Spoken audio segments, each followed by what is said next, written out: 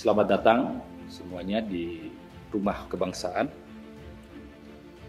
rumah yang mengawal konstitusi, dan rumah yang menjaga kedaulatan rakyat kita di MPR RI.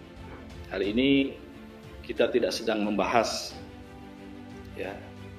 terkait dengan emas palsu, distribusi LPG 3 kg, atau the clash of words between Presiden Zelensky dan Presiden Trump gitu. Tunjangan kinerja dosen ASN itu menjadi penting, betul ya? Karena ini di sini tidak hanya ingin menuntut bagaimana kesejahteraan kita untuk meningkat, tapi lebih dari itu ada take and give dan juga ada level kebahagiaan yang harus diterima dan dirasakan oleh pahlawan tanpa tanda jasa ini, profesor, doktor, dan dosen. Dan saya yakin semuanya sepakat kalau kita bicara tentang pendidikan, guru adalah yang utama. Sehingga kita juga harus tahu motivasi dosen dalam mendidik generasi kita adalah hubungan eratnya dengan kesejahteraan salah satu. Sebagai pembanding, kadang-kadang kita perlu membandingkan terkait dengan apa yang terjadi di dunia. Bukan hanya sekedar membandingkan gitu saja, tapi melihat sejauh mana kita bisa berproses menuju titik tersebut, tentu yang lebih maju. Gaji pokok dosen sebagai benchmark di Australia, di Singapura, dan Jepang itu sangat tinggi. Di Australia itu 90 juta, di Singapura sekitar 70 sekian juta, di Jepang sekitar 40 juta. Sementara Indonesia ini masih cukup minimalis gitu.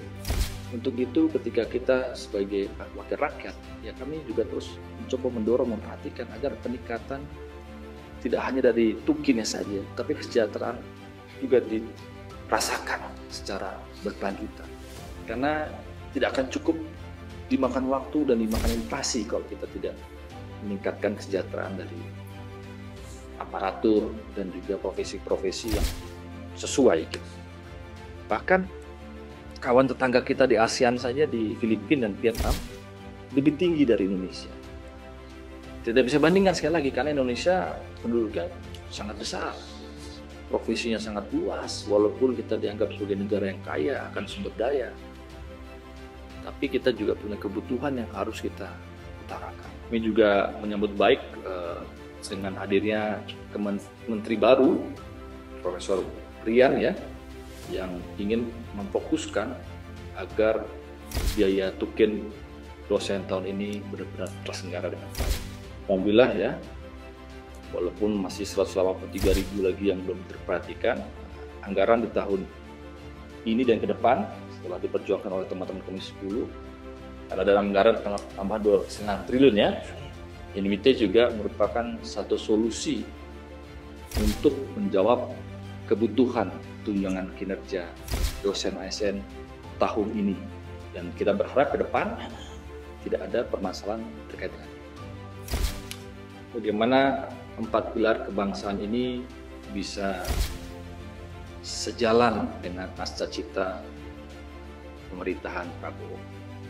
Tidak hanya sejalan dalam RPJMN, tapi juga jangka panjang pun bisa sesuai. Bagaimana kesejahteraan profesor dosen juga dapat terus kita tingkatkan, seraya juga kita meningkatkan kualitas dari karya-karya risetnya.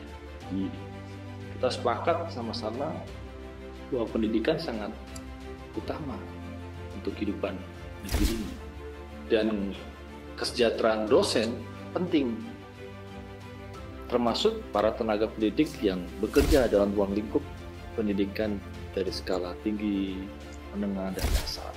Kita juga melakukan penguatan terkait dengan ekosistem riset, Bapak Ibu. Saya senang tapi juga sedih gitu ya ketika mendengar cepatnya artificial intelligence mendunia. Kadang-kadang kita senang dengan kemajuan progres teknologi yang sangat cepat dalam dunia pendidikan kita, tapi kadang kita juga menjadi takut dan harus waspada gitu.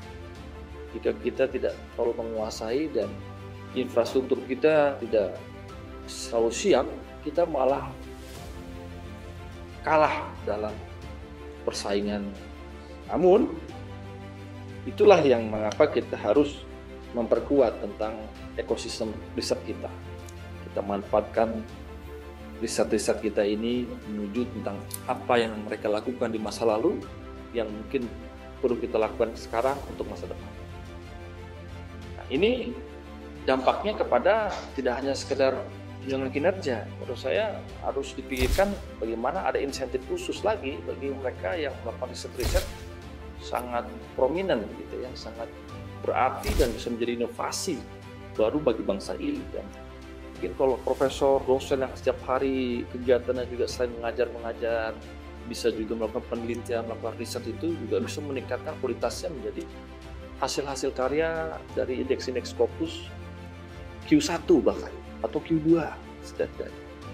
Sehingga keabsahan dari kualitas itu menjadi sangat penting untuk dijalankan oleh pemangku kebijakan kita dari semua kelembagaan yang ada di Indonesia. Dan itu juga salah satu cara bagi kita untuk meningkatkan kualitas dari hasil riset kita. Lebih dari itu, saya juga ingin kampus, para dosen dan profesor juga tidak hanya bagaimana melakukan pendalaman dalam ilmu riset, tapi juga ke depan ilmu riset itu bisa dikanalisasikan, bisa didorong, didistribusikan, dan dikerjasamakan untuk menjadi ilmu-ilmu terang.